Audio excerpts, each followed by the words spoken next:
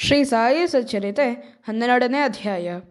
ಕಾಕಾ ಮಹಾಜನಿ, ಧುಮಾಳ, ನಿಮೋಣ್ಕರ್, ಮೂಳೆ ಶಾಸ್ತ್ರಿ ಡಾಕ್ಟರ್ ಮುಂತಾದವರ ಅನುಭವಗಳು. ಬಾಬಾರವರು ಭಕ್ತರನ್ನು ಹೇಗೆ ಬರಮಾಡಿಕೊಂಡು ಅವರನ್ನು ಆಶೀರ್ವದಿಸುತ್ತಿದ್ದರು ಎಂಬುದನ್ನು ಈ ಅಧ್ಯಾಯದಲ್ಲಿ ನೋಡೋಣ. ಸಂತರ ಧ್ಯೇಯ: ದುಷ್ಟರನ್ನು ಶಿಕ್ಷಿಸಿ ಶಿಷ್ಟರನ್ನು ರಕ್ಷಿಸಲು ಪರಮಾತ್ಮನು ಅನೇಕ ಅವತಾರಗಳನ್ನೆತ್ತಿದನೆಂಬುದು ಸರ್ವರಿಗೂ ತಿಳಿದ ಅಂಶ. ಆದರೆ ಸಂತರ ಧ್ಯೇಯವೇ ಬೇರೆ. ದುಷ್ಟರಾಗಲಿ ಒಳ್ಳೆಯವರಾಗಲಿ ಎಲ್ಲರೂ ಅವರ ದೃಷ್ಟಿಯಲ್ಲಿ ಒಂದೇ. ಮೊದಲು ದುಷ್ಕರ್ಮಿಗಳಿಗೆ ವ್ಯಥೆಪಟ್ಟುಕೊಂಡು ಅವರನ್ನು ಸಂತರು ಒಳ್ಳೆಯ ದಾರಿಗೆ ತರಲು ಯತ್ನಿಸುತ್ತಾರೆ. ಭವಸಾಗರವನ್ನು ನಿರ್ಮೂಲ ಮಾಡುವ ಅಗಸ್ತ್ಯರವರು. ದೇವರು ಸಂತರಲ್ಲಿ ವಾಸಿಸುತ್ತಾನೆ. ಆದುದರಿಂದ ಸಂತರು ಪರಮಾತ್ಮನಿಂದ ಬೇರೆಯಲ್ಲ. ಇಂತಹ ಸಂತರ ಗುಂಪಿಗೆ ಸೇರಿದವರಲ್ಲಿ ಶ್ರೀ ಸಾಯಿಬಾಬಾ ಅಗ್ರಗಣ್ಯರು. ಅವರಲ್ಲಿ ದೈವಿಕತೆಯ ತೇಜಸ್ಸಿತ್ತು. ಸಮಸ್ತ ಜೀವರಾಶಿಗಳನ್ನು ಸಮದೃಷ್ಟಿಯಿಂದ ಕಾಣುತ್ತಿದ್ದರು. ಶತ್ರುಗಳಾಗಲಿ ಮಿತ್ರರಾಗಲಿ ಅವರ ದೃಷ್ಟಿಯಲ್ಲಿ ಒಂದೇ. ಅವರು ಭಕ್ತರಿಗೋಸ್ಕರ ತಮ್ಮ ಪುಣ್ಯದ ಗಣಿಯನ್ನು ಬರಿದು ಮಾಡಿಕೊಂಡರು. ಬಾಬಾ ಅವರ ದರ್ಶನ ಯೋಗವಿದ್ದರೆ ಮಾತ್ರ ಅವರಲ್ಲಿಗೆ ಭಕ್ತರು ಹೋಗಬಹುದಾಗಿತ್ತು. ಅವರ ಯೋಗ ಬರದಿದ್ದರೆ, ಬಾಬಾರವರು ಅವರನ್ನು ಜ್ಞಾಪಿಸಿಕೊಳ್ಳದಿದ್ದರೆ, ಅಥವಾ ಅವರ ಲೀಲೆಗಳು ಭಕ್ತರ ಕಿವಿಗಳನ್ನು ತಲುಪದೇ ಇದ್ದರೆ ಅಂತಹವರು ಬಾಬಾರವರನ್ನು ಕಾಣಬೇಕೆಂಬ ಚಿಂತೆಯನ್ನಾದರೂ ಹೇಗೆ ಮಾಡಬಹುದು? ಸಾಯಿಬಾಬಾರವರನ್ನು ಕಾಣಬೇಕೆಂದು ಅಭಿಲಾಷೆ ಇಟ್ಟುಕೊಂಡ ಅನೇಕರಿಗೆ ಅವರ ಮಹಾಸಮಾಧಿ ನಡೆಯುವ ತನಕವೂ ಅವರ ದರ್ಶನ ಪಡೆಯಲು ಅವಕಾಶ ದೊರೆಯಲೇ ಇಲ್ಲ. ಇಂತಹವರು ಅವರಲ್ಲಿ ದೃಢ ವಿಶ್ವಾಸವನ್ನಿಟ್ಟು ಅವರ ಲೀಲೆಗಳನ್ನು ಕೇಳಿದರೆ ಅವರ ದರ್ಶನಾಕಾಂಕ್ಷೆ ನೆರವೇರಿದಂತೆಯೇ. ಬಾಬಾರವರ ದರ್ಶನ ಪಡೆದು ಶಿರಡಿಯಲ್ಲಿಯೇ ಬಹಳ ದಿನವಿರಲು ಸಾಧ್ಯವಿರಲಿಲ್ಲ. ಬಾಬಾರವರು ಒಪ್ಪಿಗೆ ಕೊಡುವವರೆಗೂ ಅಲ್ಲಿ ಇರಬಹುದಾಗಿತ್ತು. ಅಂತೆಯೇ ಅವರು ಅಪ್ಪಣೆ ಕೊಟ್ಟ ನಂತರವೇ ಶಿರಡಿಯನ್ನು ಬಿಟ್ಟು ಹೊರಡಬೇಕಾಗಿತ್ತು. ಎಲ್ಲವೂ ಅವರ ಇಚ್ಛೆಯನ್ನು ಅವಲಂಬಿಸಿತ್ತು. ಕಾಕಾ ಮಹಾಜನಿ. ಒಂದು ಸಾರಿ ಕಾಕಾ ಮಹಾಜನಿ ಮುಂಬೈಯಿಂದ ಶಿರಡಿಗೆ ಹೊರಟರು. ಅಲ್ಲಿ ಗೋಕುಲಾಷ್ಟಮಿ ಸಮಾರಂಭವನ್ನು ನೋಡಲು 1 ವಾರ ಇರಬೇಕೆಂದು ಅವರು ನಿರ್ಧರಿಸಿದರು. ಅವರು ಶಿರಡಿಗೆ ಬಂದು ಬಾಬಾರವರ ದರ್ಶನ ಪಡೆದು ಸ್ವಲ್ಪ ಹೊತ್ತಿನಲ್ಲಿಯೇ ಬಾಬಾರವರು, ನೀನು ಪುನಃ ಯಾವಾಗ ಇಲ್ಲಿಂದ ಹೊರಡುವೆ ಎಂದು ಕೇಳಿದರು. ಕಾಕಾ ಮಹಾಜನಿಯವರಿಗೆ ಆಶ್ಚರ್ಯವಾಯಿತು. ಉತ್ತರ ಕೊಡಲೇಬೇಕಾಯಿತು. ನೀವು ಯಾವಾಗ ಅಪ್ಪಣೆ ಕೊಡುವಿರೋ ಆಗ ನಾನು ಹೊರಡಲು ಸಿದ್ಧ ಎಂದು ಉತ್ತರಿಸಿದರು. ಆಗ ಬಾಬಾರವರು, ನಾಳೆ ಹೊರಡು ಎಂದರು. ಬಾಬಾರವರ ವಚನಗಳು ಶಾಸನಗಳಿದ್ದಂತೆ. ಅವುಗಳನ್ನು ಪಾಲಿಸಲೇಬೇಕಾಗಿತ್ತು. ಅವರು ಬಾಬಾರವರ ಆಜ್ಞೆಯಂತೆ ಮರುದಿನ ಹೊರಟರು. ಅವರು ಮುಂಬೈಯನ್ನು ತಲುಪಿ ಕಚೇರಿಗೆ ಹೋದಾಗ ಅವರ ಮಾಲೀಕನು ಅವರ ಬರುವನ್ನೇ ಕಾಯುತ್ತಿದ್ದನೆಂದು ತಿಳಿದು ಬಂದಿತು. ಅಲ್ಲಿನ ಮ್ಯಾನೇಜರ್ಗೆ ಜ್ವರ ಬಂದಿದ್ದರಿಂದ ಕಾಕಾ ಮಹಾಜನಿಯವರ ಅಗತ್ಯವಿದ್ದಿತ್ತು. ಮಾಲೀಕನು ಈ ವಿಚಾರವಾಗಿ ಕಾಗದವನ್ನು ಕಾಕಾರವರಿಗೆ ಬರೆದಿದ್ದನು. ಅದು ಮರುದಿನ ಮುಂಬೈಗೆ ಮರಳಿ ಬಂದಿತು. ಭಾವು ಸಾಹೇಬ್ ಧುಮಾಳ. ಒಮ್ಮೆ ನಾಸಿಕದ ವಕೀಲರಾದ ಭಾವು ಸಾಹೇಬ್ ಧುಮಾಳರು ಒಂದು ಮೊಕದ್ದಮೆಗಾಗಿ ನಿಘಾಡಕ್ಕೆ ಹೋಗುತ್ತಿದ್ದರು. ದಾರಿಯಲ್ಲಿ ಹಾಗೆಯೇ ಶಿರಡಿಗೆ ಬಂದು ಬಾಬಾರವರ ದರ್ಶನ ಪಡೆದು ಹೊರಡಲು ಸಿದ್ಧರಾದರು. ಬಾಬಾರವರು ಅಪ್ಪಣೆ ಕೊಡಲಿಲ್ಲ. ಶಿರಡಿಯಲ್ಲಿ 1 ವಾರ ತಂಗುವಂತೆ ಹೇಳಿದರು. ಅದೇ ಸಮಯದಲ್ಲಿ ನಿಘಾಡದ ನ್ಯಾಯಾಧೀಶರು ರೋಗಪೀಡಿತರಾಗಿ ಮಲಗಿದ್ದರಿಂದ ಮೊಕದ್ದಮೆಯನ್ನು 1 ವಾರ ಮುಂದೂಡಿದ್ದರು. ನಂತರ ಧುಮಾಳರಿಗೆ ಹೋಗಲು ಬಾಬಾ ಅನುಮತಿ ನೀಡಿದರು. ಆ ಮೊಕದ್ದಮೆ ಕೆಲವು ತಿಂಗಳ ಕಾಲ 3-4 ನ್ಯಾಯಾಧೀಶರಿಂದ ವಿಚಾರಿಸಲ್ಪಟ್ಟು ಧುಮಾಳ ಅವರು ಜಯಶೀಲರಾದರು. ಶ್ರೀಮತಿ ನಿಮೋಣ್ಕರ್. ನಿಮೋಣದ ವಾರಸ್ದಾರರು ಮತ್ತು ಗೌರವ ನ್ಯಾಯಾಧೀಶರೂ ಆದ ಶ್ರೀ ನಾನಾ ಸಾಹೇಬ್ ನಿಮೋಣ್ಕರ್ ಅವರು ತಮ್ಮ ಪತ್ನಿಯೊಡನೆ ಶಿರಡಿಯಲ್ಲಿ ತಂಗಿದ್ದರು. ಇವರಿಬ್ಬರು ದಿನದ ಬಹುಕಾಲವನ್ನು ಬಾಬಾರವರ ಸೇವೆಗೆ ಮುಡಿಪಾಗಿಟ್ಟು ಮಸೀದಿಯಲ್ಲಿಯೇ ಇರುತ್ತಿದ್ದರು.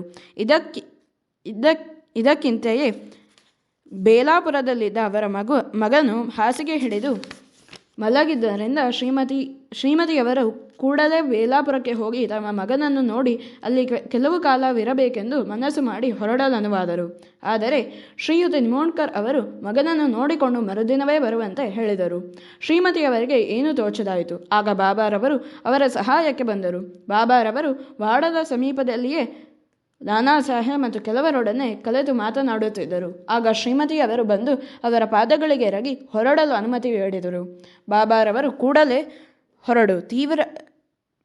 ಬೇಗ ಹೊರಡು, ಗಾಬರಿ ಪಡಬೇಡ, ಬೇಲಾಪುರದಲ್ಲಿ 4 ದಿನ ನಿಂತು ಬಾ ಎಂದರು. ಬಾಬಾರವರ ಮಾತುಗಳು ಎಷ್ಟು ಸಮಯೋಚಿತ ಎಂಬುದನ್ನು ವಾಚಕರೇ ಊಹಿಸಬಹುದು. ನಾಸಿಕದ ಮೂಳೆಶಾಸ್ತ್ರಿ. ನಾಸಿಕದ ಪ್ರಸಿದ್ಧ ಅಗ್ನಿಹೋತ್ರಿಗಳು ಹೋರಾಟರತ್ನರೂ ಆದ ಶ್ರೀ ಮೂಳೆಶಾಸ್ತ್ರಿಗಳು ನಾಗಪುರದ ಲಕ್ಷಾಧೀಶರಾದ ಬಾಪು ಸಾಹೇಬ್ ಬೂಟಿಯವರನ್ನು ಭೇಟಿಯಾಗಲು ಶಿರಡಿಗೆ ಬಂದರು. ಅವರು ಭೇಟಿಯಾದ ನಂತರ ಎಲ್ಲರೂ ಬಾಬಾರವರ ದರ್ಶನ ಪಡೆಯಲು ಮಸೀದಿಗೆ ಬಂದರು. ಬಾಬಾರವರು ತಮ್ಮ ಸ್ವಂತ ಹಣದಿಂದ ಕೆಲವು ಮಾವಿನ ಹಣ್ಣುಗಳನ್ನು ತರಿಸಿ ಎಲ್ಲರಿಗೂ ಹಂಚಿದರು. ಹಾಗೆ ಹಂಚುವಾಗ ಅವರು ಹಣ್ಣುಗಳನ್ನು ಚೆನ್ನಾಗಿ ಹಿಚುಕಿ ಕೊಡುತ್ತಿದ್ದರು. ತೆಗೆದುಕೊಂಡವರು ಹಣ್ಣನ್ನು ಬಾಯಿಗಿಟ್ಟಾಗ ಎಲ್ಲ ತಿರುಳು ಒಮ್ಮೆಲೆ ಬಾಯಿಗೆ ಹೋಗಿ ಗೊಟ್ಟ ಮತ್ತು ಸಿಪ್ಪೆ ಮಾತ್ರ ಕೈಯಲ್ಲಿ ಉಳಿಯುತ್ತಿತ್ತು. ನಂತರ ಬಾಳೆಹಣ್ಣನ್ನು ಸುಲಿದು ಎಲ್ಲರಿಗೂ ಹಂಚಿದರು. ಆಗ ಮೂಳೆಶಾಸ್ತ್ರಿಗಳು ರಾಗಿದ್ದರಿಂದ ಬಾಬಾ ಅವರ ಹಸ್ತವನ್ನು ಪರೀಕ್ಷಿಸಲು ಅಪೇಕ್ಷಿಸಿ ಅವರನ್ನು ಕೇಳಿದರು. ಬಾಬಾರವರು ಅದನ್ನು ನಿರಾಕರಿಸಿ ಅವರಿಗೆ 4 ಬಾಳೆಹಣ್ಣುಗಳನ್ನು ಕೊಟ್ಟು ಕಳುಹಿಸಿದರು. ನಂತರ ಎಲ್ಲರೂ ತಮ್ಮ ತಮ್ಮ ಮನೆಗಳಿಗೆ ಹಿಂತಿರುಗಿದರು. ಮರುದಿನ ಮೂಳೆಶಾಸ್ತ್ರಿಗಳು ಸ್ನಾನ ಮಾಡಿ ಸಂಧ್ಯಾವಂದನೆ ಮಾಡುತ್ತಿದ್ದರು. ಬಾಬಾರವರು ಎಂದಿನಂತೆ ಅಂದು ಲೇಂಡಿಯ ಕಡೆಗೆ ಹೋಗುತ್ತಿದ್ದಾಗ ಸಮೀಪದಲ್ಲಿದ್ದವರೊಬ್ಬರಿಗೆ, ನನಗೆ ಸ್ವಲ್ಪ ಗೇರು ತಂದು ಕೊಡು, ಈ ದಿನ ಕಾವಿ ಬಟ್ಟೆ ಧರಿಸುವೆ ಎಂದರು. ಯಾರಿಗೂ ಇದರ ಅರ್ಥ ತಿಳಿಯಲೇ ಇಲ್ಲ. ಕೆಲವು ಕಾಲದ ನಂತರ ಬಾಬಾರವರು ಮಧ್ಯಾಹ್ನದ ಆರತಿ ಹೊತ್ತಿಗೆ ಮಸೀದಿಗೆ ಹಿಂತಿರುಗಿದರು. ಜೋಗ್ ಅವರು ಮೂಳೆಶಾಸ್ತ್ರಿಗಳನ್ನು ಆರತಿ ಹೊತ್ತಿಗೆ ಬರಲು ಸಾಧ್ಯವೇ ಎಂದು ಕೇಳಿದರು. ಮೂಳೆಶಾಸ್ತ್ರಿಗಳು ಮಧ್ಯಾಹ್ನದ ನಂತರ ಬರುವೆನೆಂದು ಹೇಳಿದರು. ಬಾಬಾ ಅವರು ಆಸನದಲ್ಲಿ ಕುಳಿತರು. ಆರತಿ ಸಮಾರಂಭ ಆರಂಭವಾಯಿತು. ಆಗ ಬಾಬಾ ಅವರು ಅಲ್ಲಿದ್ದವರೊಬ್ಬರಿಗೆ, ಆ ನಾಸಿಕದ ಬ್ರಾಹ್ಮಣನಲ್ಲಿ ಹೋಗಿ ದಕ್ಷಿಣೆ ತೆಗೆದುಕೊಂಡು ಬಾ ಎಂದರು. ಈ ವಿಷಯ ಅವರು ಮೂಳೆಶಾಸ್ತ್ರಿಗಳಿಗೆ ತಿಳಿಸಿದಾಗ ಅವರು ಗಾಬರಿಗೊಂಡು ತಮ್ಮ ಮನದಲ್ಲಿ, ನಾನು ಶುದ್ಧ ಅಗ್ನಿಹೋತ್ರಿ ಬ್ರಾಹ್ಮಣ, ನಾನೇಕೆ ದಕ್ಷಿಣೆ ಕೊಡಬೇಕು? ಬಾಬಾರವರು ದೊಡ್ಡ ಸಂತರಾಗಿರಬಹುದು, ಆದರೆ ನಾನು ಅವರ ಆಶ್ರಿತನಲ್ಲ ಎಂದು ಸಂಕೋಚಪಟ್ಟರು. ತಕ್ಷಣದಲ್ಲೇ ಪುನಃ ಬಾಪು ಸಾಹೇಬ್ರಂಥ ಲಕ್ಷಾಧೀಶರೇ ದಕ್ಷಿಣೆ ಕೊಡಲು ನಿರಾಕರಿಸುವುದಿಲ್ಲ, ನಾನೇಕೆ ಹೀಗೆನ್ನಲಿ ಎಂದುಕೊಂಡು ಬಾಪು ಸಾಹೇಬರೊಂದಿಗೆ ಮಸೀದಿಗೆ ಹೊರಟರು. ಅಲ್ಲಿಗೆ ಬಂದ ನಂತರ ತಾವೇ ದೊಡ್ಡವರೆಂದು ಭಾವಿಸಿ ದೂರದಿಂದಲೇ ಬಾಬಾರವರೆಡೆಗೆ ಪುಷ್ಪಗಳನ್ನು ಅರ್ಪಿಸಿದರು. ಆ ಕ್ಷಣದಲ್ಲಿ ಅವರು ಕಂಡಿದ್ದೇನು? ಶ್ರೀ ಸಾಯಿಬಾಬಾ ಅವರನ್ನಲ್ಲ, ತಮ್ಮ ದಿವಂಗತ ಗುರುಗಳಾದ ಶ್ರೀ ಗೋಲಪನಾಥ ಅವರನ್ನು ಕಂಡರು. ಅವರಿಗೆ ಕನಸು ಕಾಣುತ್ತಿರುವೆನೆಂದುಕೊಂಡರು. ಕ್ಷಣಕಾಲ ದಿಗ್ಭ್ರಾಂತರಾದರು. ನಂತರ ಅನುಮಾನಗಳನ್ನೆಲ್ಲ ದೂರ ತಳ್ಳಿ ಗುರುಗಳಲ್ಲಿಗೆ ಹೋಗಿ ಅವರ ಚರಣಾರವಿಂದಗಳಿಗೆ ಎರಗಿದರು. ಎಲ್ಲರೂ ಬಾಬಾರವರಿಗೆ ಆರತಿಯನ್ನು ಮಾಡುತ್ತಿದ್ದರು. ಆದರೆ ಮೂಳೆಶಾಸ್ತ್ರಿಗಳು ತಮ್ಮ ಗುರುಗಳ ನಾಮ ಉಚ್ಚರಿಸುತ್ತಿದ್ದರು. ಅಹಂಭಾವಗಳನ್ನು ತೊರೆದು ಅವರು ಕ್ಷಣಕಾಲ ಕಣ್ಮುಚ್ಚಿಕೊಂಡರು. ಕಣ್ಣು ತೆರೆದಾಗ ಅವರು ಕಂಡಿದ್ದೇನು? ಕರುಣಾಮೂರ್ತಿಯಾದ ಸಚ್ಚಿದಾನಂದ ರೂಪನಾದ ಶ್ರೀ ಬಾಬಾರವರು ದಕ್ಷಿಣೆ ಕೇಳುತ್ತಿರುವುದನ್ನು. ಅವರ ಪ್ರತಿಭೆಯನ್ನು ಕಂಡ ಮೂಳೆಶಾಸ್ತ್ರಿಗಳು ತಮ್ಮನ್ನು ತಾವೇ ಮರೆತರು. ಅಮಿತಾನಂದದಿಂದ ನಯನಗಳಲ್ಲಿ ಆನಂದ ಬಾಷ್ಪ ಉಕ್ಕಿತು. ಬಾಬಾ ಅವರ ದಿವ್ಯ ಚರಣಾರವಿಂದಗಳಿಗೆ ಎರಗಿ ದಕ್ಷಿಣೆಯನ್ನು ಅರ್ಪಿಸಿದರು. ಆಗ ಅಲ್ಲಿ ನೆರೆದಿದ್ದವರೆಲ್ಲರೂ ಬಾಬಾರವರು ಸ್ವಲ್ಪ ಗೇರು ತಂದುಕೊಡು, ಕಾವಿ ಬಟ್ಟೆ ಧರಿಸುವೆ ಎಂದು ಹೇಳಿದ ಶಬ್ದಗಳ ಅರ್ಥವನ್ನು ಮನಗಂಡರು. ಡಾಕ್ಟರೊಬ್ಬರ ಕಥೆ. ಒಂದು ದಿನ ಒಬ್ಬ ಮಾಮಲೆದಾರರ ಜೊತೆಗೆ ಒಬ್ಬ ಡಾಕ್ಟರು ಬಂದು ಶಿರಡಿಗೆ ಬಂದರು.